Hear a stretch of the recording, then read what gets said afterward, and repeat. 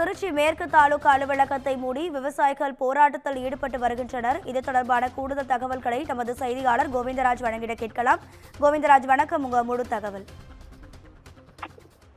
திருச்சி மேற்கு தாசில்தார் அலுவலகத்தில் விவசாயிகள் குறை தீர்க்கும் நாள் கூட்டம் இன்று நடைபெற்றது.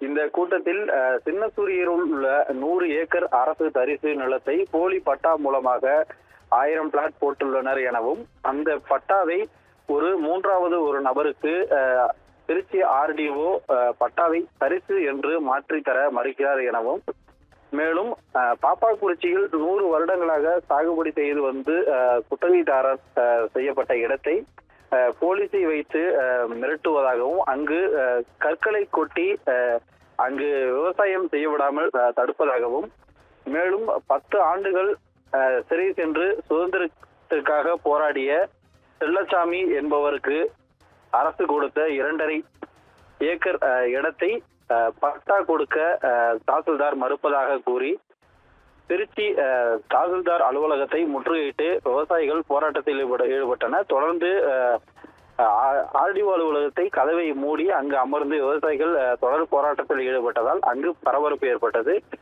தேசிய தென்னிந்திய நதிகள் இணைப்பு விவசாயிகள் சங்க மாநில தலைவர் ஐயாக்கண்ணு தலைமையில் தொடர்ந்து திருச்சி உறையூர் சின்னசெட்டி தெருவில் அமைந்திருக்கும் காசி விஸ்வநாதர் கோவிலில் அம்மன் கோவிலே அந்த பகுதியில் கோவில் இடத்தை ஆக்கிரமித்து சில சமூக விரோதிகள் மது அருந்துவதும் கஞ்சா அருந்துவதும் போன்ற சமூக விரோத செயல்களில் ஈடுபட்டு வருகின்றனர். அதனை தாசில்தார் தடுக்க தவறியதாகவும், பல்வேறு கோரிக்கைகளை வலியுறுத்தி இந்த ஆர்ப்பாட்டமானது தொடர்ந்து நடைபெற்றது. இதனால் அங்கு நீண்ட நேரம் பரபரப்பு ஏற்பட்டது. ராதிகா, உங்க தகவல்களுக்கு நன்றி கோவிந்தராஜ்.